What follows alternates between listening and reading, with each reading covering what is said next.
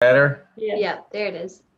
Okay, I don't know why, but yeah. There we go. We're good. All right. It's slow going to YouTube, but it's working there.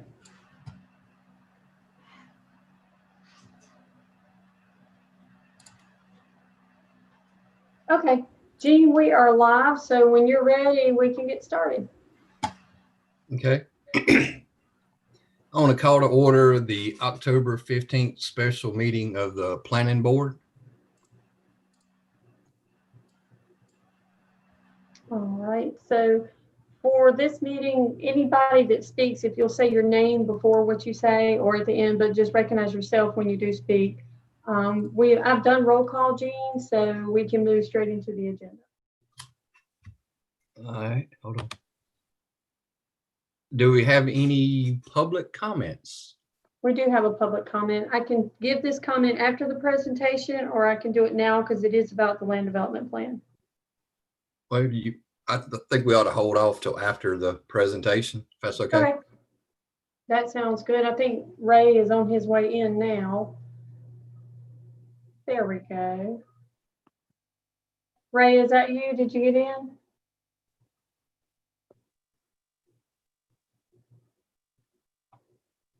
Hello. All right. So Gene was just getting us started. We've only just kind of convened the meeting. We can give it back to you if you'd like.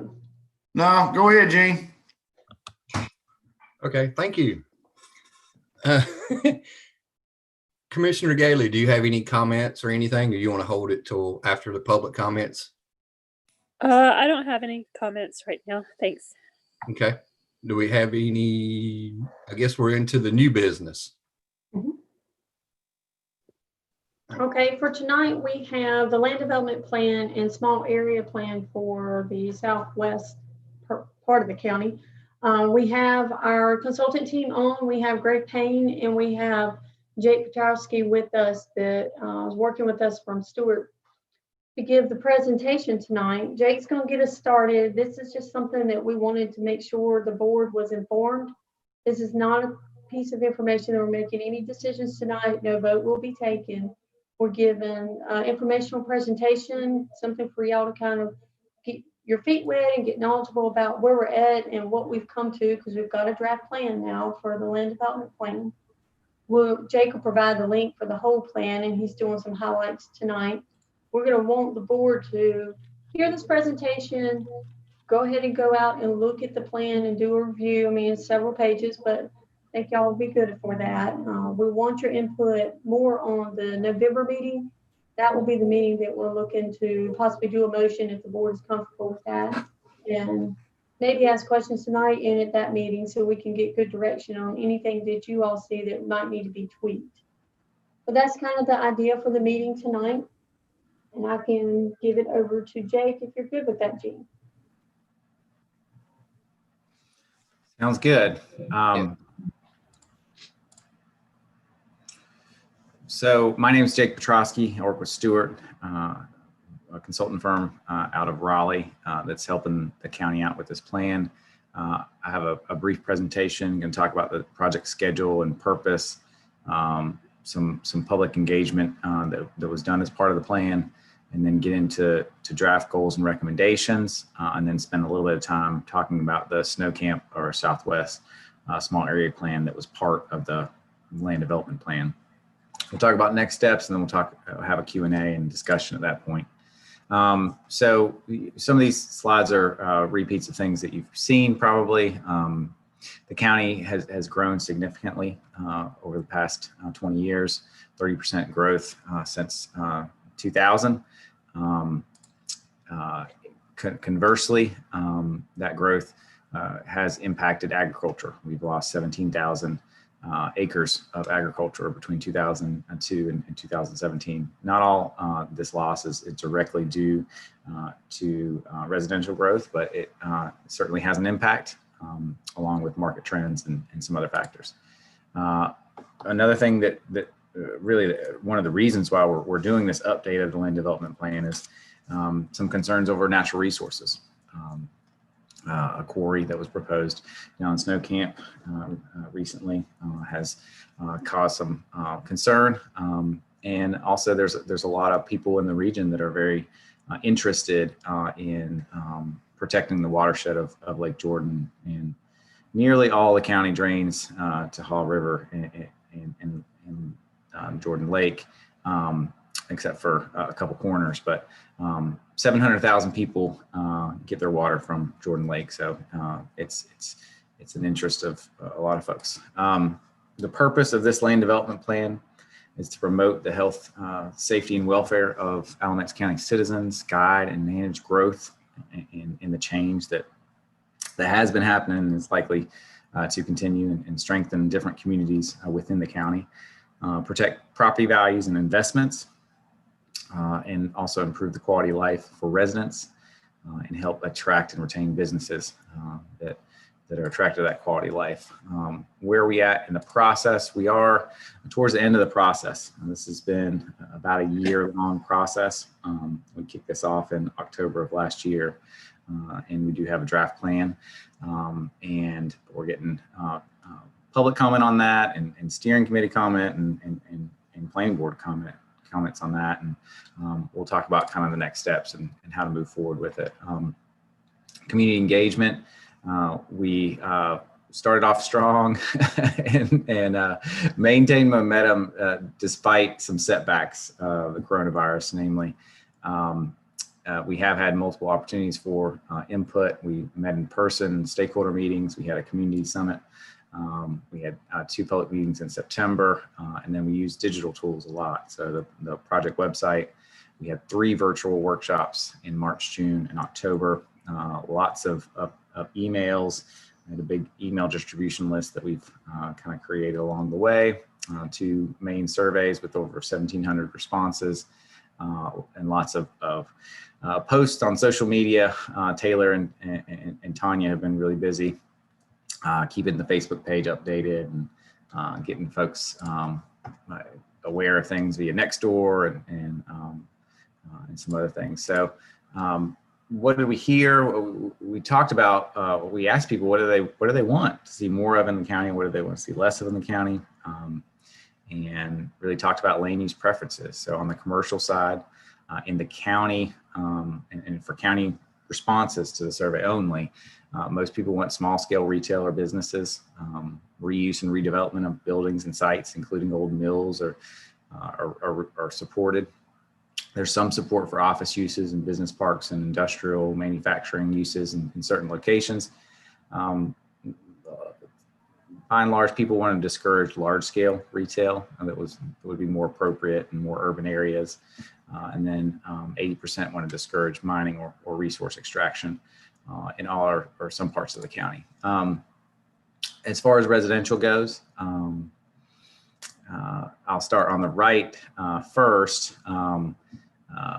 Most people, 77%, want to discourage larger scale conventional subdivisions with small to medium sized lots and limited amounts of open space. And they didn't think that those really fit in the county, but right now there's nothing really to prevent that or encourage alternatives. On the left is what people want to see more of: farmhouse clusters, which are small scale subdivisions with lower overall density, and buildings clustered away from agricultural operations or views from roads and from natural resources, or also large lot subdivision with larger lots and trees and other features saved with limited amounts of grading and that sort of thing.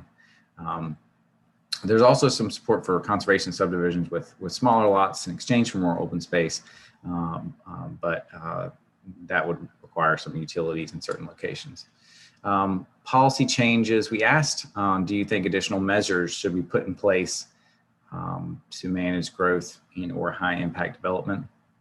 And 79% of survey respondents support additional measures to manage growth or high impact uses. And this was actually even higher in some parts of the county, like the Southwest. We went through a process of talking about different options for land use policy in the county. We developed 3 different land use scenarios. One that was a business as usual scenario that really looked at no change to current policy. So encouraging or allowing fairly dense subdivisions in the county jurisdiction, and also commercial development and industrial development in a lot of different places. And then we had a managed growth scenario that was a little bit more nuanced, reduce some allowable density but encourage some growth in and around cities. And then we had agricultural and rural character scenario that really looked at discouraging growth where it would have conflicts with agriculture and some other things. And what we found was most people supported the agricultural and rural character scenario, but there were a fair amount of people that wanted to go with the managed growth scenario. So we really used those two scenarios to kind of blend to create a future land use plan. So the draft, getting into goals and recommendations, we have goals related to land use and quality of life and public services and infrastructure and economic development and leadership. There's a lot more elaboration on the goals and the vision and how we got here in the draft plan. The draft plan is available for download at www.alamanccountyplan.com. So I hope folks are downloading that. And there's also a comment form on there that folks can comment on the plan as well. So this is the future land use map is on the right. This really represents the pattern of development that we'd like to see in the county. And you can see that it closely mirrors the agricultural and rural character scenario on the left, but with some changes that really resemble that managed growth scenario. Some of the highlights of this future land use map, we are trying to encourage growth and focus growth in and near municipalities.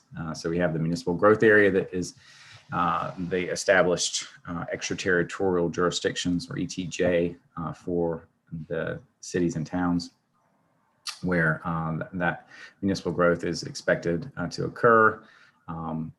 But then we also have a suburban transition area, which is an area on the north and south side of the towns that it's possible that there already is some residential growth in that area, and it's appropriate for some more residential growth. We also have some defined opportunities for commercial and employment uses. About 90% of non-residential uses and tax base is within the ETJs, but we do want to allow for some growth of business uses in the county, and we've identified some areas for that. Rural centers where commercial would be appropriate and encouraged, and employment centers, and also mill villages. You have some unique properties and structures in old mill villages that would be appropriate for some mix of uses and mix of residential types. Protection of rural character in less developed areas is really important, and a centerpiece of the plan. Rural residential, which is the light green area, and then agricultural area is where we would like to protect the rural character. There will certainly be some residential growth in around there, but we want it to be appropriate and not negatively impact existing residents and agricultural operations, and really decrease development pressure in agricultural areas. So this is kind of the future land use map. This would hopefully guide growth and development in the county, and additional policies and standards for the county. A couple other big policies that are in here: protect and promote agriculture, discourage higher density, large scale subdivisions in rural residential and agricultural areas, reduce potential conflicts between new neighborhoods and agricultural operations through design requirements, whether that's large lot sizes or landscape buffers or tree preservation and open space location criteria, that sort of thing, and promote agriculture in the county. You have an agricultural development plan that has a lot of stuff that would encourage more agriculture in the county. So, another thing that we talk about is update subdivision regulations and or include new zoning districts in the county. You could increase the base lot size requirement. Right now, the current allowable lot size is quite small with either utilities or community water and septic. You can have lot sizes down to 8,000 square foot. And that's a lot lower than existing properties in the county, and certainly in some areas for sure. You could increase open space requirements. That could be across the board, or it could be a sliding scale based on lot size or density. You could make new subdivisions fit better in rural areas through requirements for frontage buffers or tree save or landscaping requirements. So, just a conceptual representation of the current regulations really don't have a lot of requirements for kind of fitting in more rural areas. So a depiction of updated regulations could, require some tree preservation, require some open space in certain locations, and better access, that kinds of things. Non-residential side of things, on the commercial side of things, we want to encourage commercial land uses in certain locations and redevelopment and reuse of sites, and limit the size of commercial outside of municipal areas, and have some modest design requirements to protect character along major roads and rural crossroads areas and mill villages. But those design requirements would likely be modest. And we can get into a little bit of that later. High impact uses, targeted areas where they're allowed, performance measures in some areas. So improving the heavy industrial development ordinance, or HIDO, and particularly looking at, how to safeguard water quality would be one of the things that you could update the HIDO to be a little more focused on. Restrict these uses in agricultural areas, and this could be via a new zoning district or an overlay district that could require a more extensive review and decision-making process than right now. Currently, if you meet the requirements specified in the HIDO, then there's not much that can be done to decide against a development of some certain kinds. Economic development, partner with Alamette's Chamber of Commerce and the municipalities to support downtowns and cities.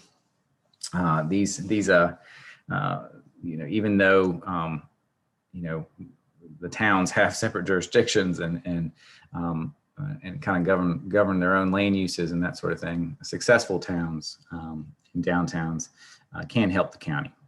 The county shares a tax base with the towns, and making sure that they do well can benefit the county. Location of county functions is important. Currently they're inside cities and towns, and that's a good thing. It adds to those downtowns. Support Alamance County Community College and K through 12 schools. There was a lot of feedback in the surveys about the need to get Alamance County's schools up to par with surrounding counties and invest in education. So while this is mostly focused on land use, we do want to recognize that, and it is critical for economic development to have good schools, because that's one thing that site selectors look at, and if quality of life and also schools is really important for businesses to be able to recruit talent. And that's important. Focused business recruitment. I think you all have a good job base.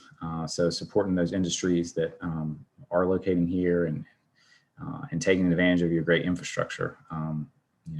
40, 85, and 70 is great to have through the county, and encouraging more distribution and manufacturing, but also some higher wage and higher wage jobs like that, but also professional, scientific, and technical services is something that is recommended.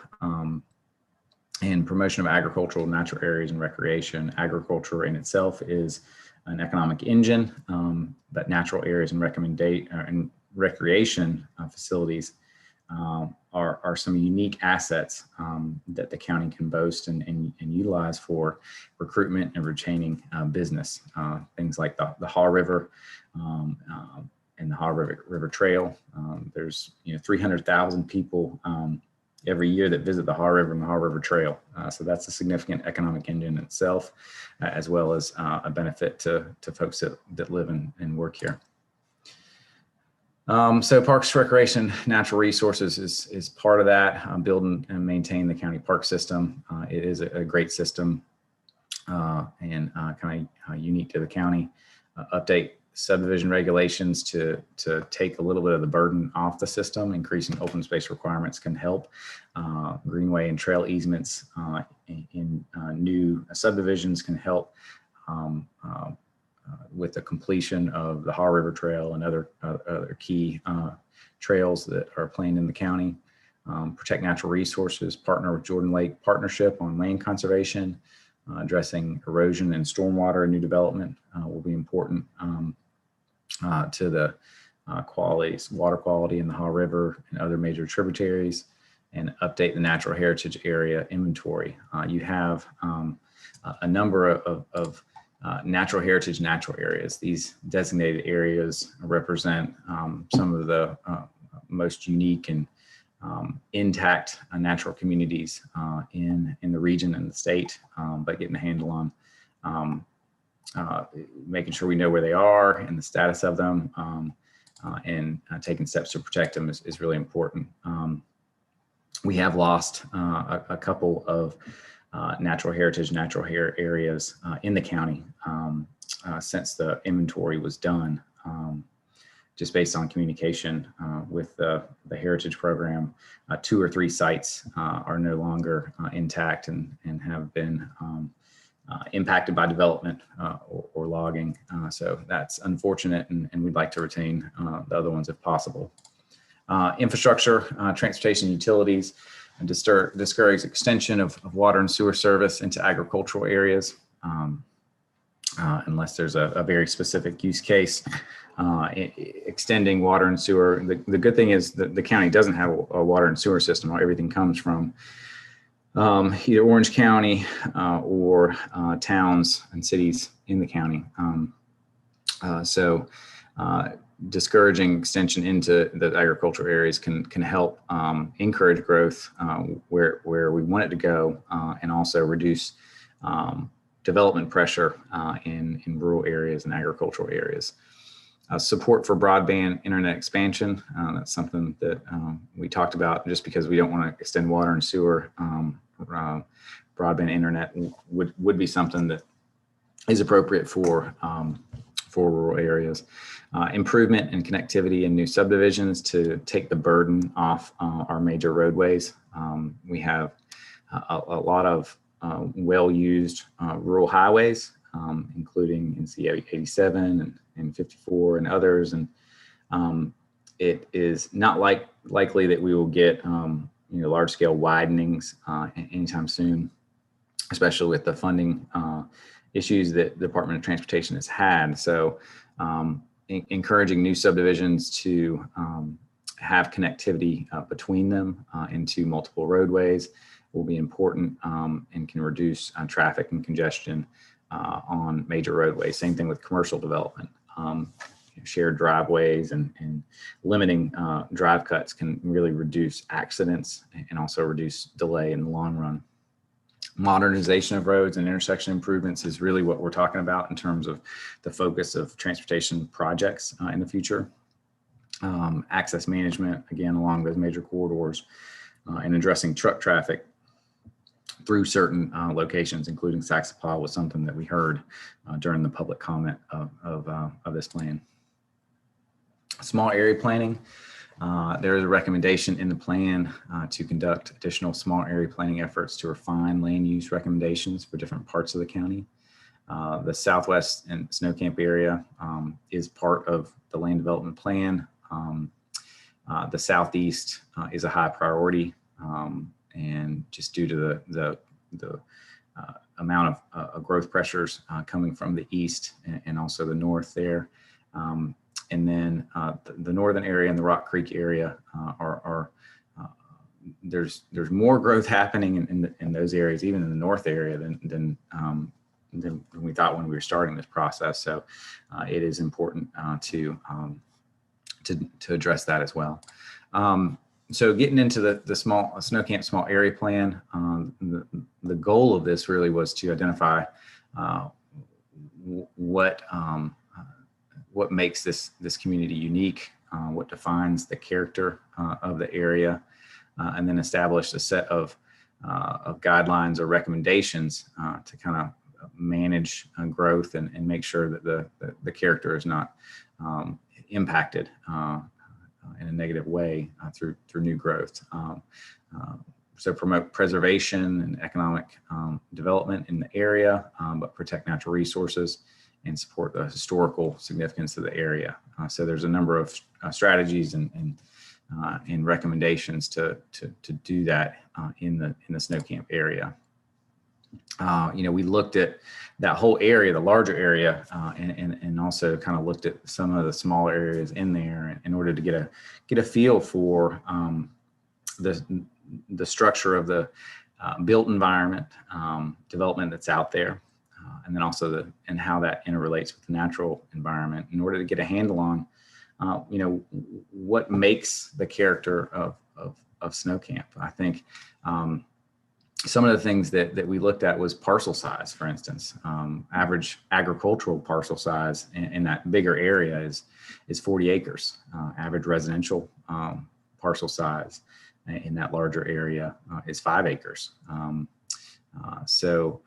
then we look at setbacks, and we looked at lot sizes and building footprints and that sort of thing. And that is really captured in our recommendations for land use regulations in the area that kind of mimic the scale of things that are out there in order to protect the area. So we looked at existing land use, and there's a lot of agriculture in the county, in the southwest area, the snow camp area. It makes up about 60% of the land area.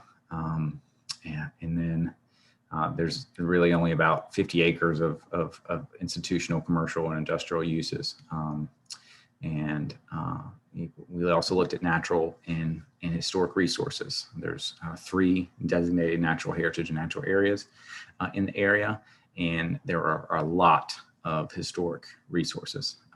There are 59 surveyed historical structures and sites in the study area, and notable sites include the Cane Creek Meeting House and Burying Ground, the ruins of Dixon Mill, Sword of Peace buildings, the Fieldstone Wall along Sylvan School Road that dates back to 1800, and that's a critical part of this area as well.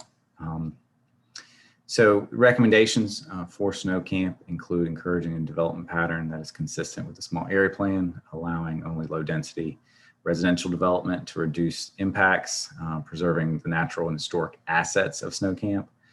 So encouraging the preservation and appropriate reuse and rehabilitation of historic structures, protection of scenic rural views and key natural features, including agriculture. And we can update the subdivision ordinance to increase lot size and implement some open space requirements in the short term or immediately. And then there are some other things that were recommended, like restricting high impact land uses in the study area, more extensive review and approval process that would be needed for large scale residential, commercial development, and heavy industry and mines. So setting up a different type of approval process is really what we're looking at there. And how do you do that? Implementing additional regulations, including some form of zoning in the snow camp area or southwest area, or the county as a whole, to preserve agricultural and rural character would be recommended. A couple notes on this. Alamance County already regulates use and subdivision through a series of ordinances, but to implement a zoning ordinance, additional steps would be needed. Only about 5% of counties in North Carolina do not have zoning, and Alamance County is by far the largest and fastest growing county without zoning. So that should be noted. if we were to look at the future land use map in the snow camp area, this is what it looks like. Mostly agricultural area, rural center and snow camp, and some rural residential in around snow camp. This is kind of the development pattern that would be recommended. And each one of these areas could have a corresponding zoning district. And some of the purpose statements for agriculture could include protecting concentrations of agricultural operations and prime farmland from dispersed residential development and heavy industrial uses. Criteria would be trying to more closely mimic or match the type of development that's there. So 1 dwelling unit per 5 acres. This could be adjusted. This is just model ordinance language. It could be adjusted whenever it's implemented. This plan does not implement zoning, but this is kind of model ordinance language that could be used to inform zoning districts if the county were to pursue that. You could provide some flexibility in this area as well. We know there's going to be some demand for residential and demand for property owners to sell their land for residential. So we could, have a fairly large minimum lot size or density, low density, allowable density. But then we can also provide a cluster option, a rural cluster option that allows 1 dwelling unit per 3 acres or something like that, with some design requirements to where it could fit, new development could fit better in the rural area. And rural residential area, it's a similar thing, maybe, a slightly higher density allowance with a similar rural cluster option. Just to give you a sense, this is your current regulations again. You can have, down to, in a new subdivision out in Eli Whitney, there's lots as small as 16,000 square foot, or 2 or 3 dwelling units per acre. So we would recommend something more like this in the rural residential subdivision, where we have less lots or larger lots and more open space to protect agricultural operations and existing residences, that sort of thing. And then the rural cluster option could be, pretty low density overall, but a lot of flexibility within that, and a lot of opportunity to create kind of some innovative subdivision designs and balance property rights and interests with also protection of existing residences and ag operations. So we could also have some non-residential in the area that would need some sort of zoning district. The rural center would be a one zoning district that we would allow and encourage commercial development in some key crossroads areas. We would have a maximum building footprint there that kind of matches what's out there. The maximum size of buildings out there is about 9,000 square foot. So something around 10,000 square foot feels right. And then some additional standards: minimum lot size, maximum impervious surface coverage, landscaping requirements could also be established, parking and access requirements as well. And then there might be a need for an additional district to designate some industrial uses. And we would have to make a determination during zoning implementation what to do with those industrial uses, whether they would have an industrial district, and there would be a kind of a floating industrial district with a special approval process, or go ahead and designate some industrial uses that make sense, or don't have an industrial district and put some as non-conforming uses. So there's some options on what to do about that there. And when it comes to implementation of this, we do have some different options. Option A would be implement zoning in the Southwest only. This would require about 4 zoning districts, as I said, agricultural, rural residential, a commercial or mixed use, and then potentially an industrial district with a special use permit process for rezoning to it.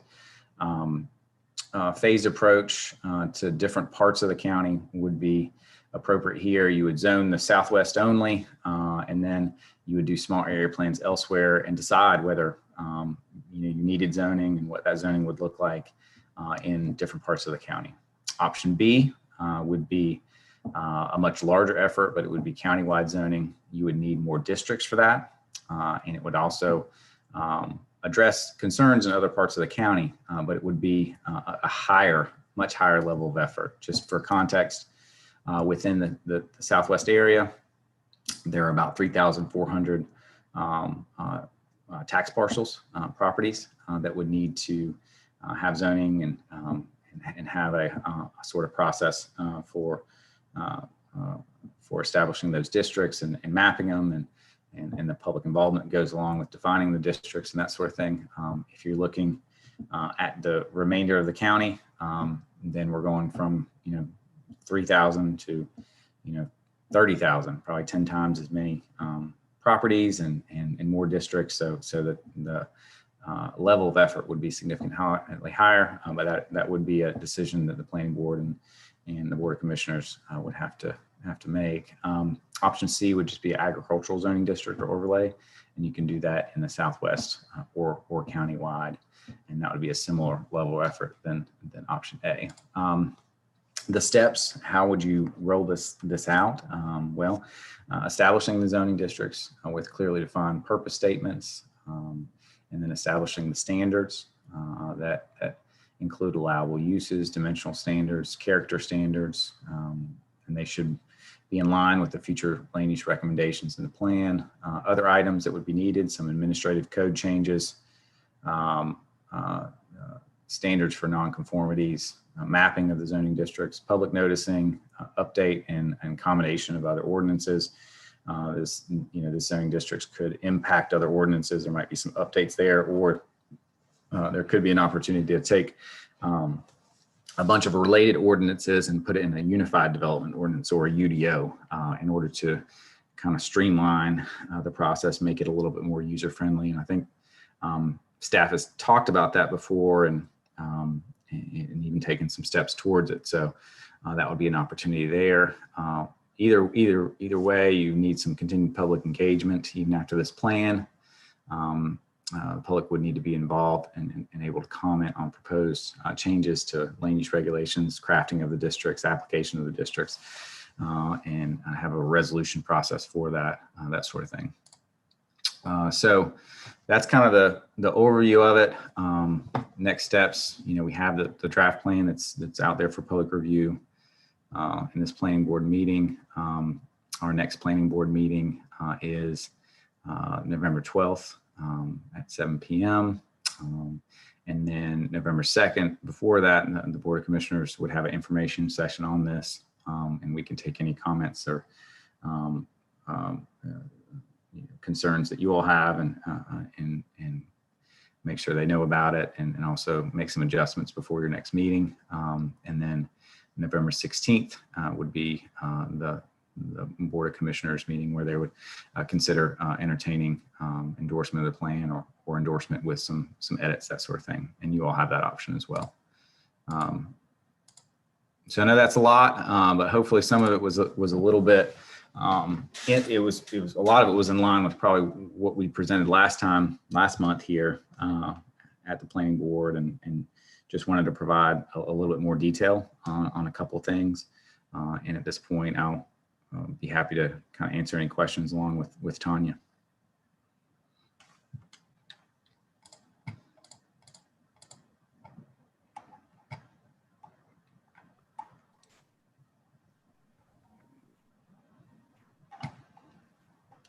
Is everybody awake? Oh, yeah. Yeah. Mr. Y'all Brooks, just you're chewing so much, you're not even sure what to say. Mr. Brooks, Yes, sir. answer me a question. What's your thoughts on zoning one part of the county and leaving the other part out? I'm still of the opinion that if you're going to do it one place, do it the whole place and be done with it. I couldn't agree more. Yeah. I understand the whole purpose of the land use plan and everything this fine young man has suggested tonight, and it sounds great. But there's a couple of things that come up in public meetings or discussions or whatever. You've got option B, countywide zoning. I understand that. That's a discussion that was had between myself and a previous planner about 10 years ago. I mean, when you single out one part of the county for zoning and the other part of the county is like it is right now, you're not going to really have a problem when you go to pay your taxes, but you are going to have a problem when you start dealing with building inspections. Maybe not so much environmental health, but it will be a nightmare for building inspections.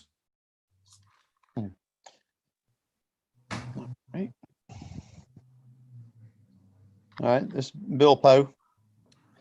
Obviously, we talked about this, I think, at the last meeting, was that one of the reasons I support the small area plan is not to confuse the building departments. I don't think the building departments would have anything to do with it. This is just about where and how much you can develop land within a particular area. Now, through this study that Jake's put together, one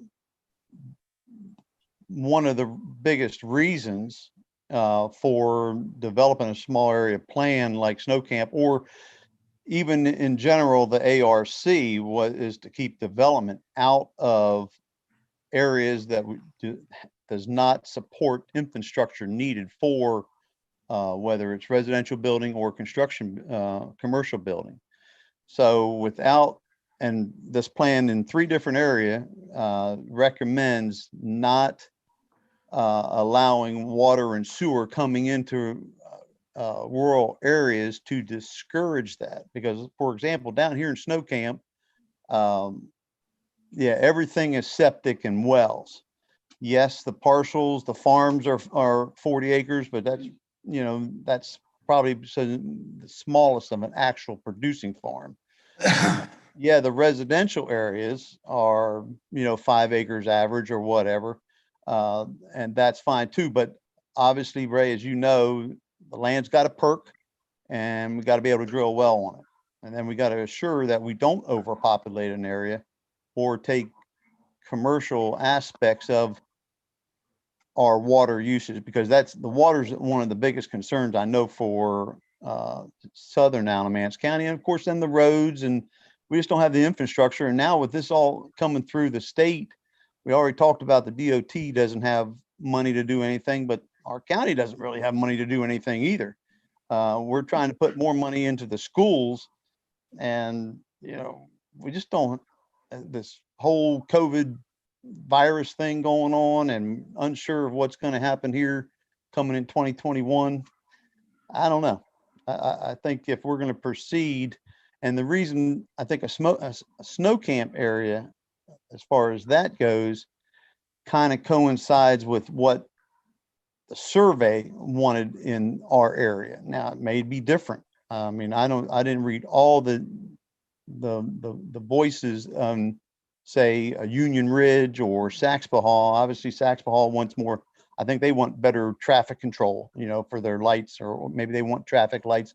Not really sure. It does get crowded over there, but zoning over the whole county is going to take a while too, and it may not be representative in specifics for the whole county. That's all I got to say. That's Bill. I'm gonna jump in. Yeah. It's Ray Cobb here. If the county commissioners at their very next meeting, if they was to direct the planning department to implement a zoning plan for the county, it's at best 2 years to get it together. It will take 2 years for the planning department to put it together, even with someone like Jacob helping. You can't do this overnight. Now, as far as Saxby Hall, I hate to be ugly and don't mean to be rude, but I've come through Saxby Hall. As a matter of fact, I was in Snow Camp today. Okay. And pretty much in Saxby Hall, if you drink a Pepsi and drive anything bigger than a Prius, you're not welcome down there. Now, I mean, I ain't trying to be ugly, but I'm just stating the facts. And I'm saying this nicely, county zoning has been needed in this county for a while. And if that makes me a bad person, then tie me up to a tree and shoot me. But the fact of the matter remains is when you single out a particular part of the county for zoning alone, and you leave out Union Ridge, and you leave out Eli Whitney, and you leave out Pleasant Grove, then, it's not doing its job. And I'm going to tell you, this is what I do know, and I'm sure Miss Tanya knows all about it. There's about 150 acre subdivision getting ready to hit the ground in Pleasant Grove right now. Matter of fact, they done started breaking ground. So development is not just in Snow Camp, it's all over. And I do know there's another tract of land that is getting ready to close that's pushing 300 acres. And I promise you, it's going to grow houses. And it's not in Snow Camp either. Now, anybody that's got any plans of running water and sewer to Snow Camp, they got Warren Buffett's money. That I can tell you. And as far as being able to develop a piece of property, you are correct. It has got to perk first, because without that septic system, you might build a tractor shed or a pole barn. That's it. So me personally, and it's my personal opinion, to single out one part of the county, whether it be Snow Camp, or let's just take Snow Camp out of it. Let's say we're going to do it on the northwest side of the county, and we're going to leave the rest of the county out of it. I'm not in favor of that, because if zoning is going to be good for Snow Camp, then it needs to be good for the rest of the county as well. And I can tell you this young man hit on ETJs a while ago. ETJs is not the greatest thing in the world, because I'm dealing with a ETJ right now, trying to get something together for someone in my family. And I'm going to just be frankly honest with you. I don't like ETJs at all. So realistically, all I'm doing is voicing my opinion. If there's going to be a zoning plan at all enacted in Alamance County, me personally, I'm going for option B.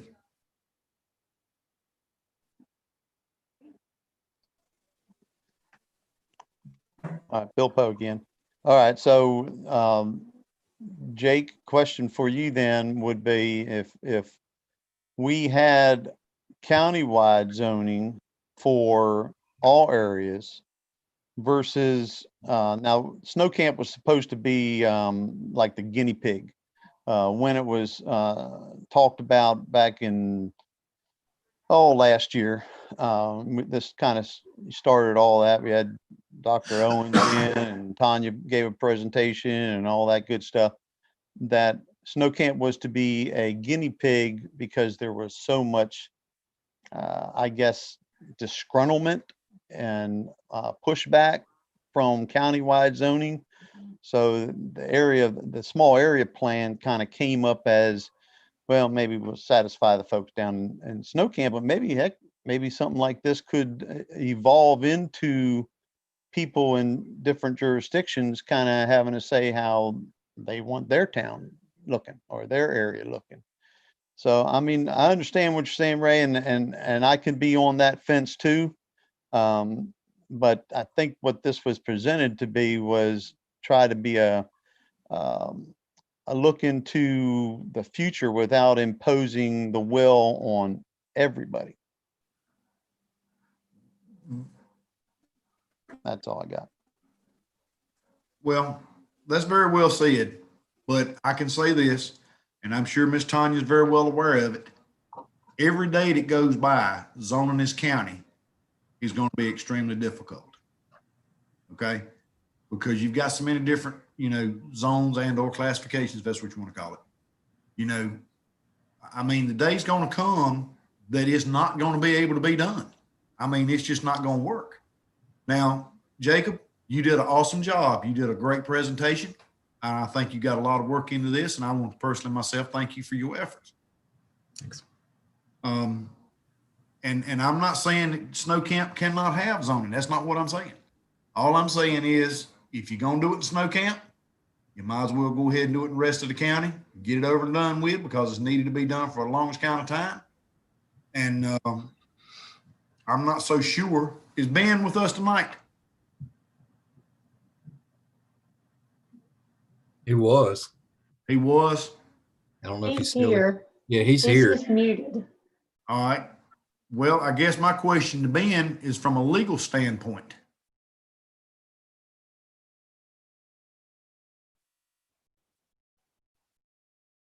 Because I do know. Okay, cool.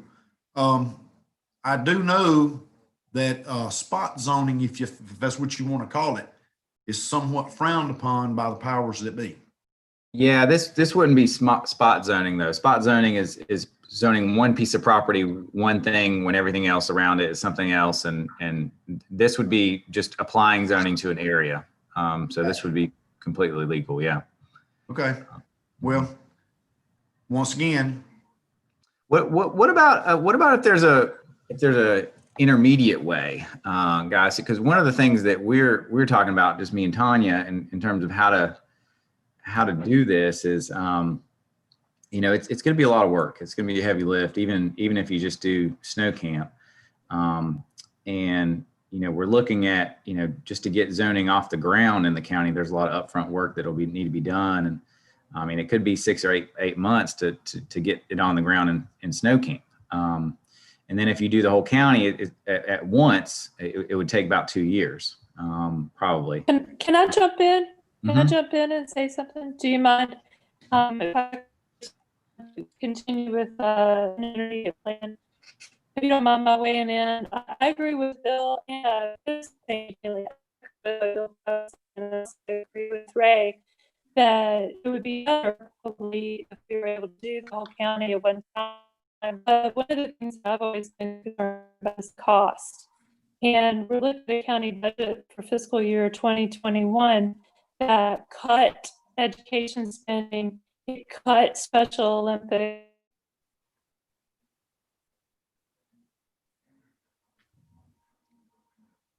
We lost Amy. Can you hear me now? We can oh hear yeah, you well, better. barely. Okay, my internet is going to make me insane. I understand that the cost of implementing countywide zoning would start with a postcard going to every property owner in the county at a cost of $70, $80 just for that. And I think it's really important not to let the perfect be the enemy of the good. It might be perfect, Ray, to go ahead and do some kind of land use planning comprehensive for the whole county. But if we can't afford it or we're not going to be able to pull that off, I think going to a part of it and getting part. Breaking up, Miss Amy.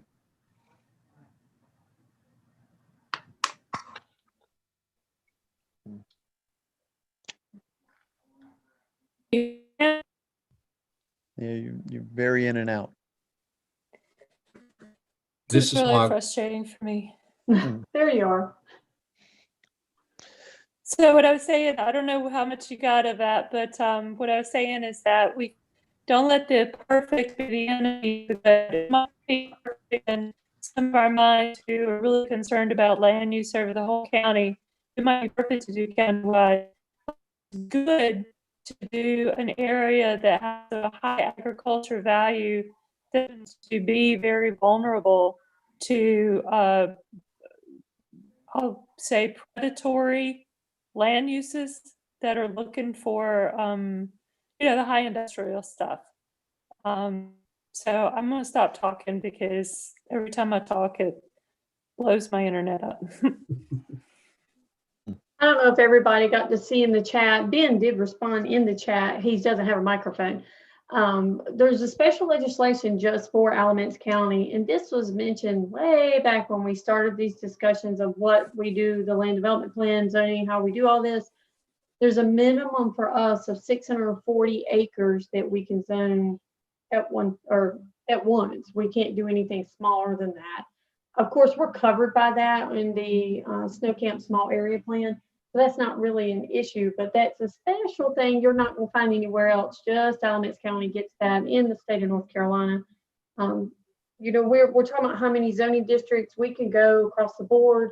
I've worked places that had 60 zoning districts. That's a lot to handle. I don't think Alamance County needs that. If we talk about countywide zoning, we definitely need to keep it at a minimum. And as we see a need, we grow that into something more specialized and special commercials or industrial districts. One of the benefits of just doing snow camp first and filling that out, we can get a feel for how zoning is going to go, if we're headed in the correct direction compared to where our development is going, because we don't have a crystal ball. We hope and think that this will be very appropriate with the few zoning districts we're planning on doing. We could truly use snow camp as a guinea pig, and that aspect. And it doesn't mean that we wouldn't do anything with the rest of the county. We would move forward piece by piece, though. It wouldn't be a full-fledged county zoning at one time and do small area plans around the county as the map show that Jake has. That was the reason we put that in there. That was the proposal when the commissioners approved us doing this big project over the whole year, that was kind of what we were looking at, to break out where small area plans would be, write a small area plan for Snow Camp, make some zoning recommendations for Snow Camp, and kind of fill out the boards and the community during that time to see what that would look like. Ms. Tanya, Yes, sir. you feel comfortable with it? You know, we've worked long and hard on this plan. I think the Snow Camp area plan is very much suited for that area. We definitely are leaning on our committee and your board, you as a board and the board of commissioners in this whole zoning thing. This is, we've heard so much in probably the last 3 weeks that's where A, B, and C came from, because we initially started with just A. And we can do that overlay district, option C. It would cover the whole county. It wouldn't be, zoning typically is parcel by parcel. Your neighbor might be running, a little convenience store. He's going to get a specific zoning district, and you are going to get one. But the land behind you might be large acreage, and they're going to get even bigger, different zoning district. But the overlay would kind of protect us and let people ask for specific zoning districts, but cover it automatically to say there's some restriction, and would help things from just blowing up in development very quickly. Okay, fair enough. I do appreciate, that explanation and the way you put it. I kind of like what you say. And as far as Miss Amy, I can't debate her on her budgeting skills because the woman's awesome. Okay, so I'm gonna get that in writing. You can write that down. you don't We have can hear it now.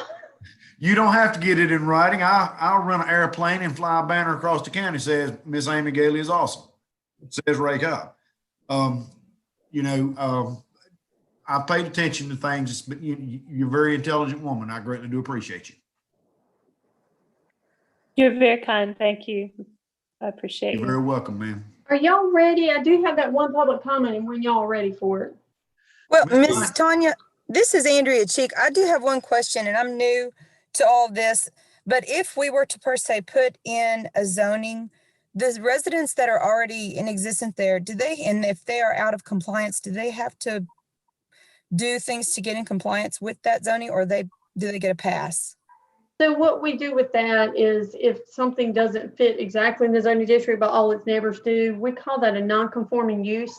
So they're what everybody likes to use, grandfathered in for what they're currently doing, how they currently are. If they were to go and make changes to the property or use or whatever, then that's when they would have to come in compliance with their zoning district that they would have already been given. Thank you. Hey, Tanya, this is Gene Brooks. First off, Jacob, thank you for adding the infrastructure for supporting broadband. I'd like that clarification. Also, if we go with the small plan for Snow Camp, can't we go back into the ordinance that are already there and change all the size requirements for lots and stuff like that going forward that would take care of some of the other part of the counties until we move into a different area? Yeah, that's something that could be a hybrid approach. You do zoning in Snow Camp, but then you update your subdivision regulations countywide that still, impacts everything that's going on in the rest of the county. Okay, so that would be an option then. Okay, thank you. Sure would. And Gene, y'all probably remember in late last year, before all this really started, we talked about we've got to put together a unified development ordinance. State law is changing or has changed, and effective August of 2021, we have to have all new language for the general statute that enables all of our ordinances. So, we have like 62 ordinances, I believe now. We're pulling those that are planning related, like noise ordinance and things are not related to us. We don't implement those, so those won't be in the UDO. But we're pulling all those together, and we'll have them before y'all so that we meet that August deadline.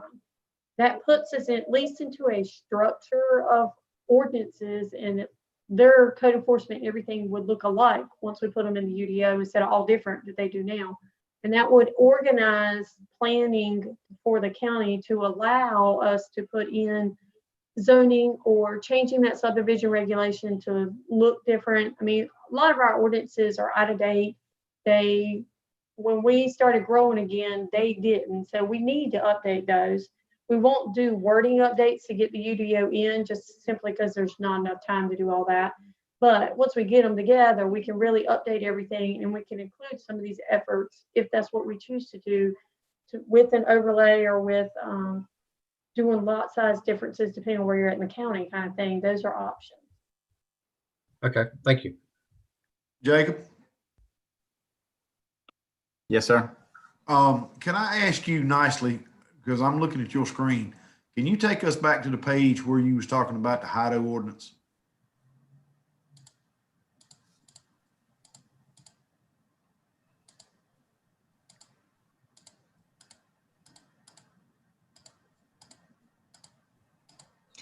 Right here. There you go.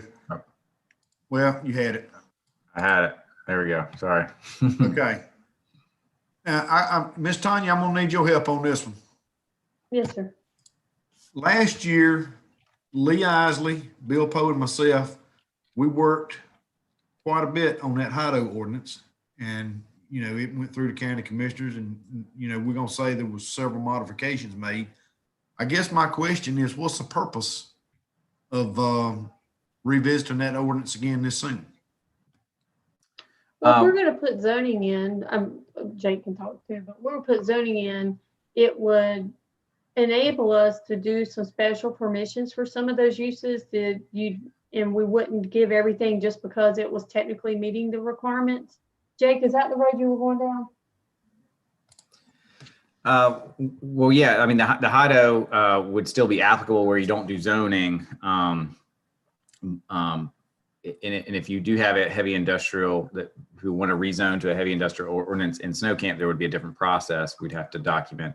I think the updates that you all did to the HIDO are beneficial.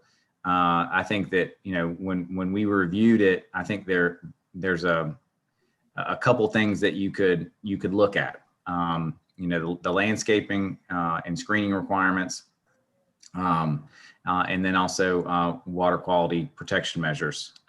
You know, those things you could revisit, and that's kind of LU land use 5.2. We talk a little bit about some of the modifications that you could look to do, but again, that would be you know, something that you'd have to fit in and prioritize.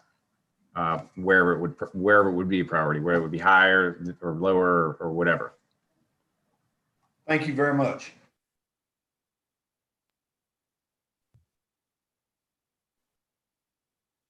Mr. Chair, do you want me to read that public input now since we've got a hold?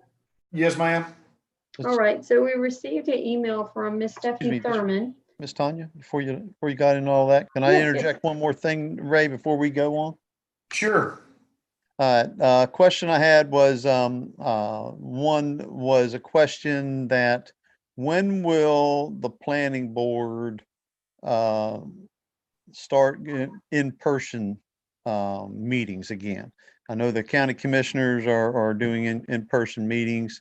I think our state, have we gone into 3.0? Is that supposed to be opened up? That sort of thing? 'Cause I know while the virtual is very nice, I mean, it's convenient. I'm sitting here in my house and all that. Otherwise it'd be up there in Graham. But sometimes I, you know, just like to, you know, see as we're discussing, looking everybody in the eye and getting really how you really feel. That's one. And number two is another concern that I've had over the last couple of years for the southern area of the county, and not just Snow Camp, but and not just Newland Township, Patterson Township, and all the way over into Eli Whitney, is there's something called the Carolina Core. And while it is out there probably in the future, it will directly impact the southern part of the county more than any other part of Alamance County. It's the North Carolina, Carolina core, and they will just absolutely chew up southern Alamance County's agricultural area. It's already in their little swath of scope. The two big areas over there, north of Liberty and south of Liberty, with those big industrial parks and mega parks, they will swallow up, especially the Liberty and coming into Patterson Township. And I mean, they even sell it on their website when you look up the NC Carolina core. So that's another reason why I am so trying to protect the southern Alamance County. That's all I got to say. Bill, if you don't mind, I want to throw something in. You was talking about the in-person meetings and everything. Yes, sir.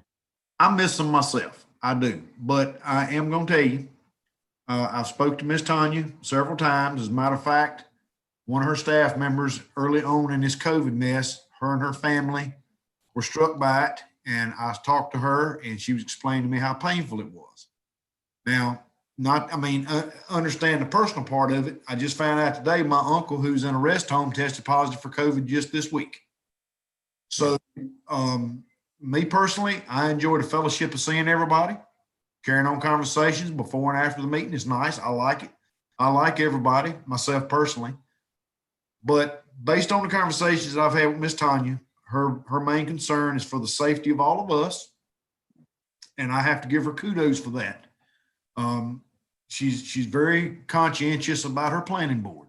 So I'm going to jump in and I'm going to speak for Miss Tanya. Until Miss Tanya is comfortable with all of us being in the same room together at the same time without us running the risk of a widespread breakout, I'm going to call it. Personally, I mean, I raced like I was in the Daytona 500 trying to get here to get on my laptop. So the virtual thing is okay, but I honestly believe that Tanya and everybody else is concerned about our personal safety, at the same time being able to conduct county business. So I can answer that. Now, the part you was talking about as far as the Carolina core, and this is a personal note of my own, born and raised in Pleasant Grove, but I love every part of this county, every last part of it. It's just home. And when I was in snow camp today and I was there for a good portion of the day, I was comfortable. I liked it. Everything was good. So, I mean, if this Carolina core is wanting to somewhat tear away the nature or the landscape of a particular part of this county, it needs to be addressed. Okay. And that's about all I can say about that. So, Miss Tanya, I believe you had a email that you was going to read to us. I do. So what I have is an email from Miss Stephanie Thurman, and she writes to us, "Thank you, Tanya, for reading this into the planning board. This is stemming from the recommendations in the small area plan for Snow Camp to discourage extension of water and sewer service into agricultural areas. To members of the planning board, as you know, there's a proposed blast mining operation under consideration for the community of Snow Camp adjacent to the Colonial Pipeline. Colonial has stated in 3 separate letters to the state that, quote, blasting operations could represent a threat to the integrity of their pipeline, and that it is possible that the operations at the mine could constitute a direct threat to public safety. The Colonial Pipeline recently leaked over 275,000 gallons of gasoline in Huntersville, North Carolina on September 25th. The North Carolina Department of Environmental Quality issued a notice of violation to Colonial for contaminating the community's groundwater. As part of the remediation, Colonial is paying to have area residents who rely on groundwater connected to a municipal water supply. The rest of it is, we would like to know what would be your contingency plan for restoring water to the 6,000 residents of Snow Camp in the event that we suffer a disaster like Huntersville. Her address for the record is Stephanie Thurman, 149 Clark Road, Snow Camp.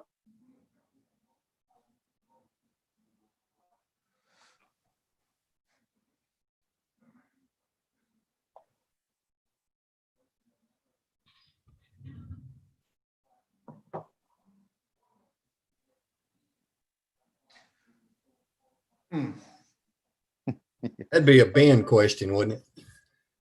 That's Jane Brooks.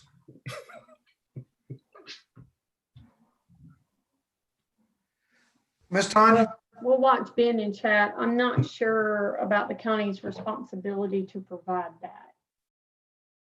Ms. Tanya? Mhm. I'm not trying to open up a can of worms or stir up a hornet's nest, and you can rest assured I am not kicking a yellow jacket's nest either, okay? Mhm. This proposed mining operation that is got everybody's concern, how close is it to this pipeline? So the pipeline is on the parent parcel of the quarry. I'd have to get the official file out. It doesn't run right there where the blasting is happening. Okay. Well, I do have experience with that pipeline. As a matter of fact, I'm working a project of my own, well, for someone on Quaking Bush Road, and that pipeline runs through that property. And what I do know in experience, because it's not the first time I've worked around that pipeline, if you walk towards that pipeline right of way with a pickaxe in your hand, the helicopter's going to land and they're going to ask you to state your business. So I guess the only opinion that I would have is where that's concerned is I'm assuming that this proposed mining operation and Colonial would have those discussions. I would say early on, don't you? I believe there have been some discussions between the two of them. We have not been privy to that, so I don't know what they were. But somewhere along the lines, I believe there was some language that corresponded between the two of them. Well, it's not to discount anybody, but you know, most companies, the larger ones especially, I mean, they're not going to be rogue in their operations. And it just seems to me that the proposed snow camp outfit down there, I would assume that they would cross that bridge before it became an issue of busting a pipeline. Because Colonial, I'm telling you, and I'm working with the county and I'm working with the property owner right now. Had a discussion about it today, as a matter of fact. And they're pretty protective of that pipeline. Colonial, I mean, you're not going out there with a bottom plow and think you're going to plant a salad patch in that right away. It ain't happening. I think they ride that pipeline about every day.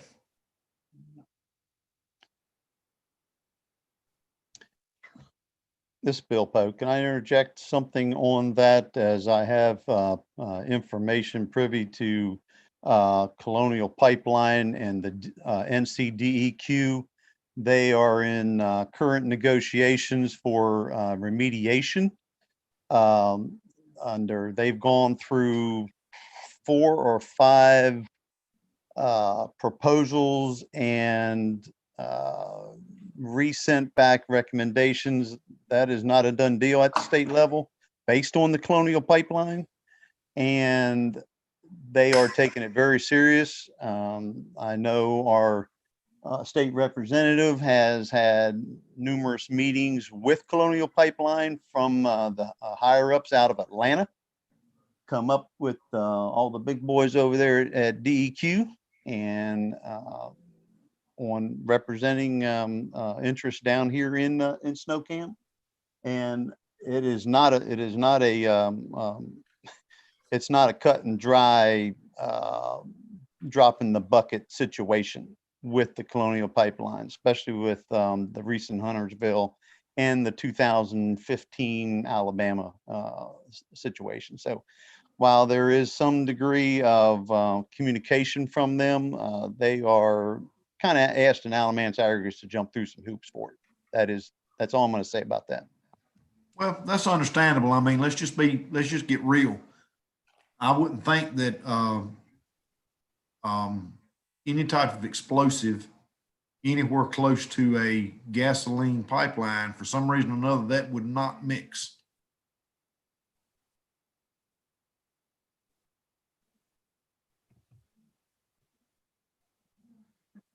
So I believe most of those kind of the environmental concerns show up pretty well on our maps that we're using for the land use plan. So at least that we can see where those impacts might be. And of course, we have the streams and everything that will be around Snow Camp area and everything in there too. I know that we were talking about some of these heavy industrial uses in implementing them, figuring out zoning and things. That would be something we would end up bringing to the board, and we kind of massage what we currently have because we don't want to deviate and jump in a total different direction, and then kind of make it what the future should look like to make sure that we're covered, and it can give us some opportunity with new uses that would be of higher impact and more nuisance, I guess, than what general use residential would be.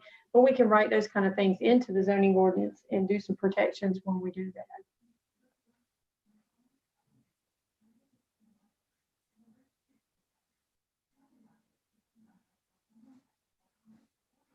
Well,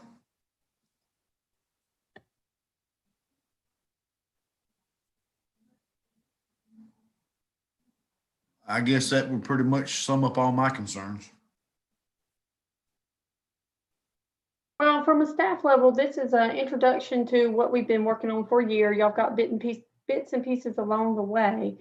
And this, of course, presentation Jake has brought is doing a big overview highlight. I mean, there's many, many pages to that plan. Y'all got it in your email, the link to the plan. If y'all need any of that information, again, Taylor, myself, or Teresa can get it to you, Jake as well. What we'd like for y'all to do is take from here till we meet at that next planning board meeting and really digest it, take a look at it, read it for us, make sure there's nothing that stands out to you that we either went too far or not far enough, or just stands out to be not a good fit. We hope that we address through the surveys with the community and getting with our committee for that plan and with you all regularly.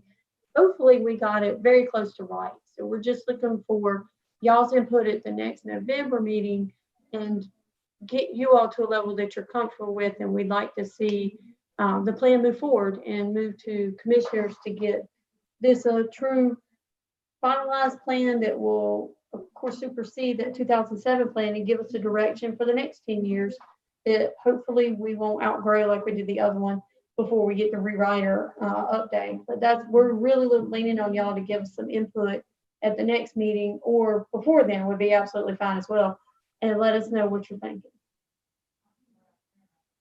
Yeah, I mean, if you could provide comments to Tanya ahead of time, that would be ideal, because, you know, it'd be nice if we could, you know, talk about the general comments we've received, and also, you know, if we do need to make some changes, we could suggest some changes that could be incorporated into the document, either before you meet, or, you know, part of kind of your endorsement would be endorsement with these changes.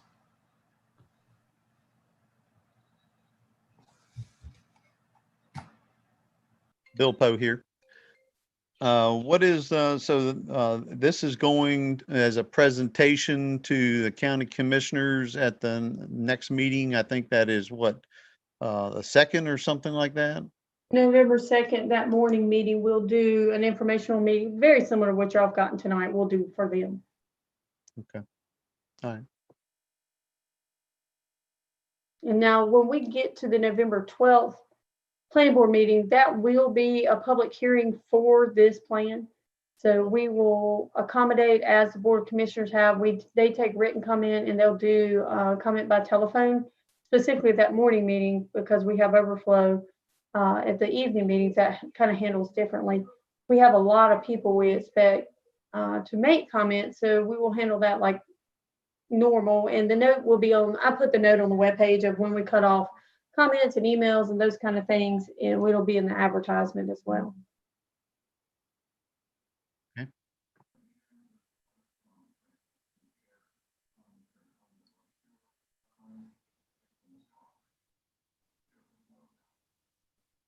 Miss Tanya, is that everything?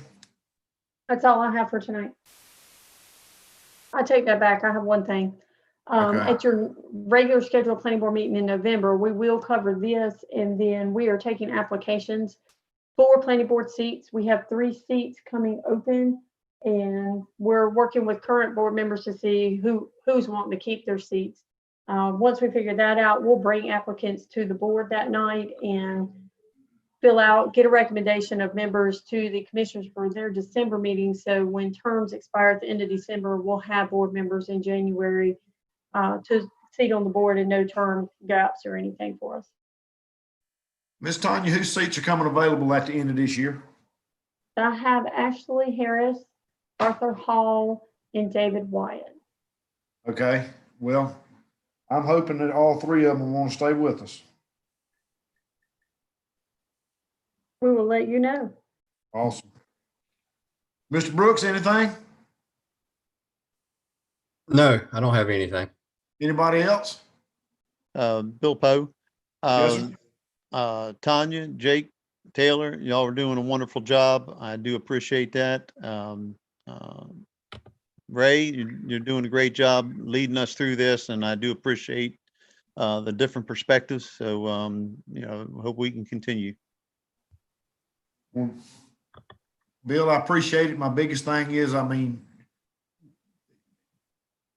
take myself out of the equation, but I feel like that the planning board has got a very good, diverse group of people, and everybody's got a lot of heart, and that's important. And supporting Tanya, she's doing a great job. I hands off to her. She's doing a great job.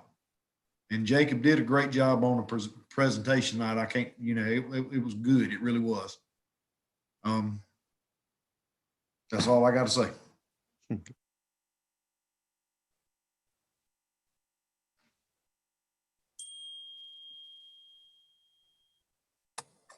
With that being said, do we have a motion? This is Andrea Cheek. I make a motion to adjourn. Second? Hey, this is Gene Brooks. I make the second. Everybody have an awesome evening. See y'all. Thanks a lot. Thank you, Good sir. night. Thanks, everybody. Bye, y'all.